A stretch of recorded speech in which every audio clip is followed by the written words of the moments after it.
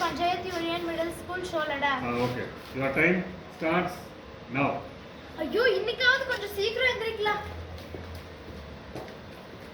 அம்மா டேப்ல தண்ணி வரல. டேங்க்ல தண்ணி தீர்ந்துருக்கோ போய் மோட்டர் போடுப்பா. ஐயோ இது வேறயா?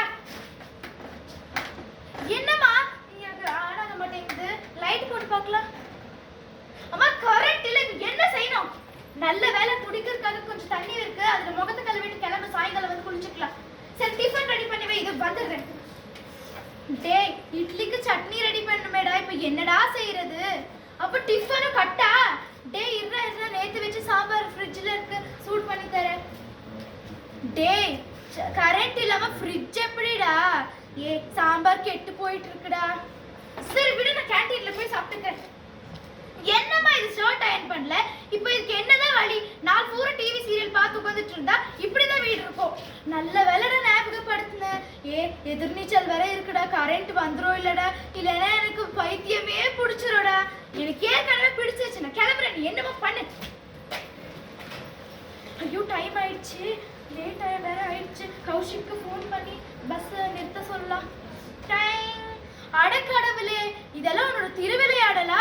ஐயோ நல்லா வச்ச செய்றீங்களே. சரி மிஸ் கேட்டா நாங்க அம்மா கார்ட்டடிக்குன்னு சொல்லிடலாம். அட்லீஸ்ட் இந்த பஸ்ஸையாவது படிக்கலாம். நில்லுங்க stop stop stop. Good morning sir.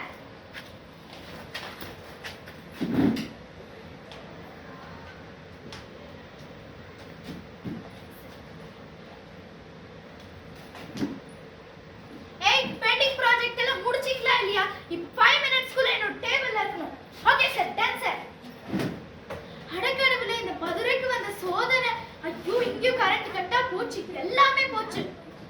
நீ எப்ப தாண்ட ஒழுங்கா ஹோம்வொர்க்க முடிச்சிருக்க? இப்போ நீ get out of the class. நீ இனிமே உன்னோட ப்ராஜெக்ட்டை பார்க்க நான் ரெடியா இல்ல. நீ இனிமே எந்த ஆக்டிவிட்டீஸ்லயும் இல்ல. உங்களோட பேரண்ட்ஸ் வந்து பேசினா மட்டும் தான் அடுத்த வேலை. Get out.